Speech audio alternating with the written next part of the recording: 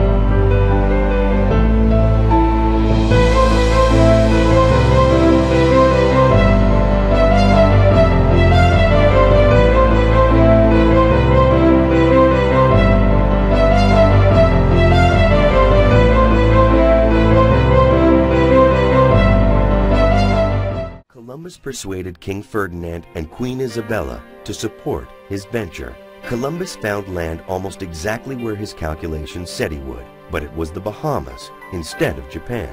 Still, over the next dozen years, Columbus continued his voyages to this new world, as did others. Amerigo Vespucci sailed to Central and South America. At the same time, Vasco da Gama had sailed farther east, reaching India. But while these 16th century explorers were going where no European had gone before,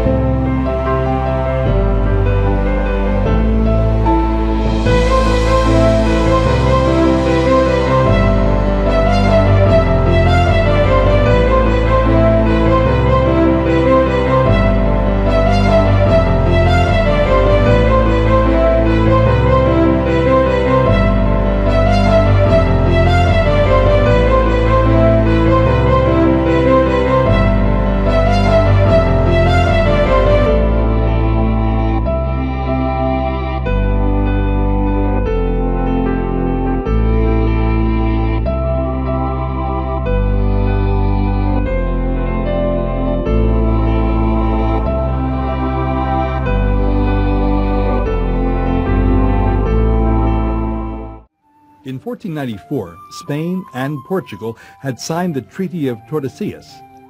The treaty, in effect, divided the Atlantic Ocean along an imaginary line running north to south.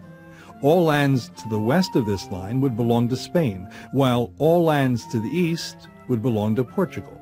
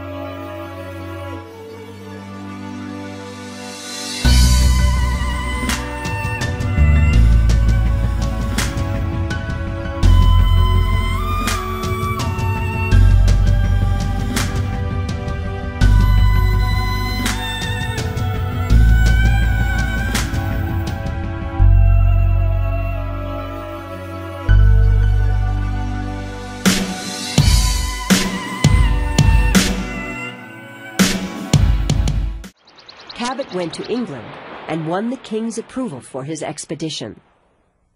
So in May of 1497, with the financial backing of a group of English merchants, Cabot sailed west across the Atlantic Ocean.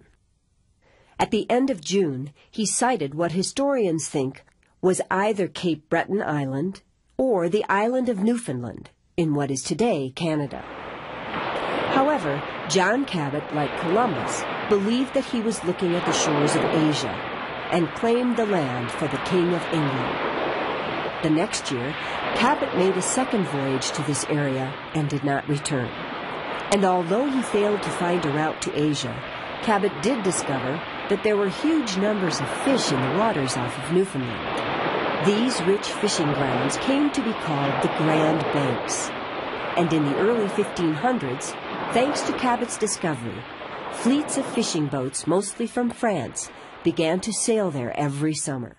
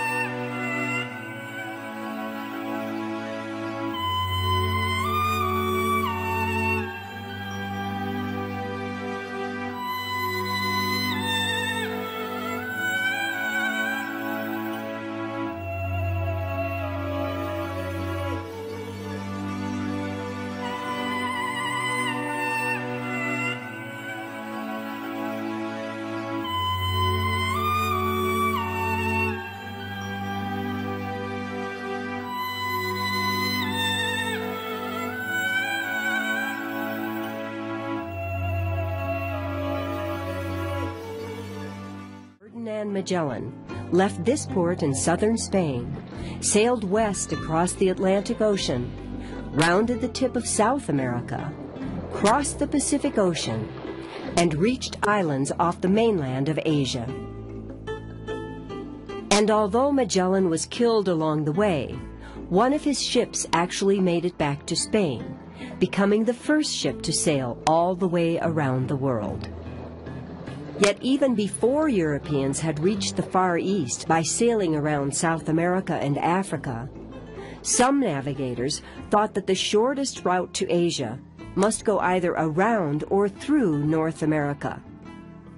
This imagined route came to be called the Northwest Passage, and for centuries explorers tried in vain to find it.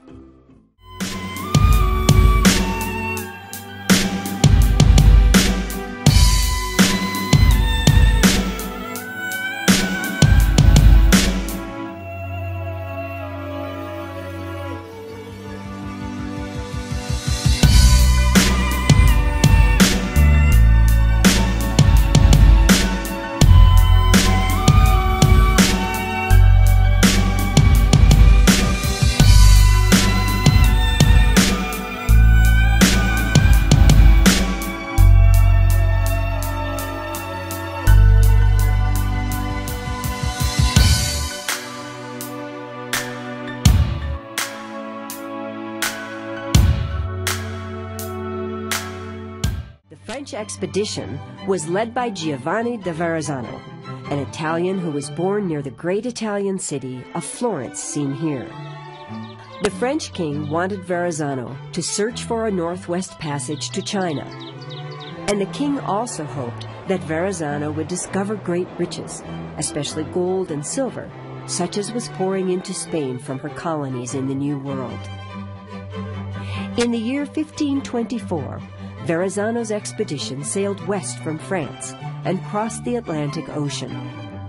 Then he began to explore up the eastern coastline of North America. Starting in what are now the Carolinas, he carefully mapped coastal features.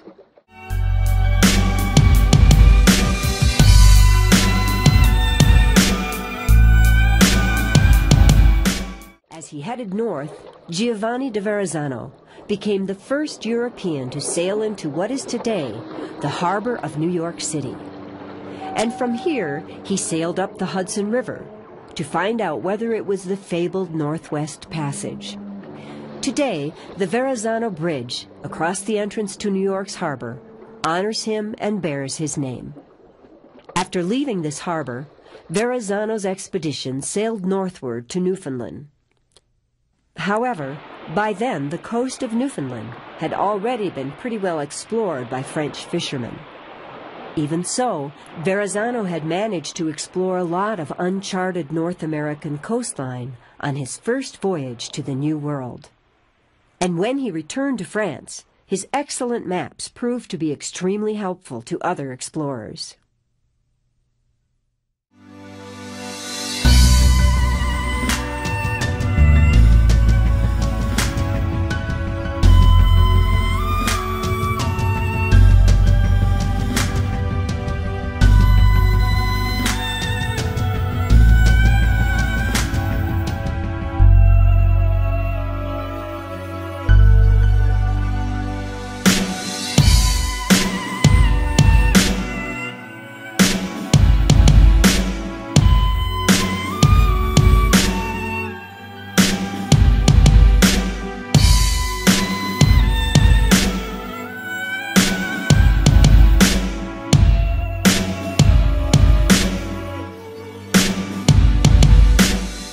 The most important of the early French explorers was a man by the name of Jacques Cartier.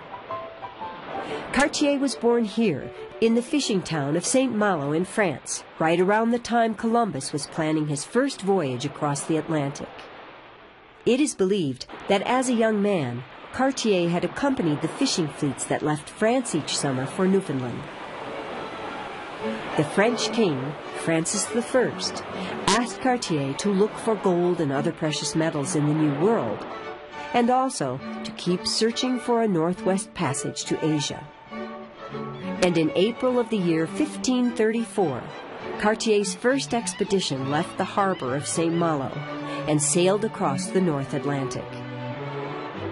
In May, when Cartier reached the waters off of Newfoundland, they were still choked with ice.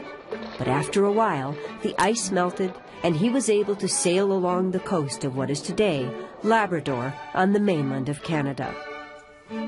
Labrador was the place where 1,000 years ago, Viking settlers from treeless Greenland would sometimes come to get wood for their buildings. And by the time Cartier explored the rugged coast of Labrador, Portuguese fishermen had already established whaling stations there. From Labrador, Cartier sailed south, exploring a large body of water he named the Gulf of St. Lawrence. And eventually, he landed in a forested area on the mainland of Canada, now called the Gaspé Peninsula. Here, Cartier met Native Americans and then claimed their land for France. When he returned to Europe that fall, he even brought 2 young Indian brothers back with him. Cartier made a second voyage across the North Atlantic the next year in 1535. It was on this expedition that he sailed up one of the largest and most important rivers in North America, the St. Lawrence River. Cartier sailed far up this river until rocks and rapids prevented him from going any further. The rapids were not far from a hill he named Montreal, or Royal Mountain. where a large city of that name, Montreal, now stands. His expedition spent the winter at a place on the river the native people called Quebec. Here they suffered great hardships throughout the long months of snow and severe cold, and many men did not live to see France again in the spring. However, that winter the explorers learned about a fabled place called Saguenay from the local Indians, where they were told jewels and precious metals could be found in great abundance. So when Cartier made his final journey to Canada in 1541, he eagerly, but unsuccessfully, searched for the riches of Saguenay. He also tried but failed to establish a permanent French colony in the Canadian wilderness.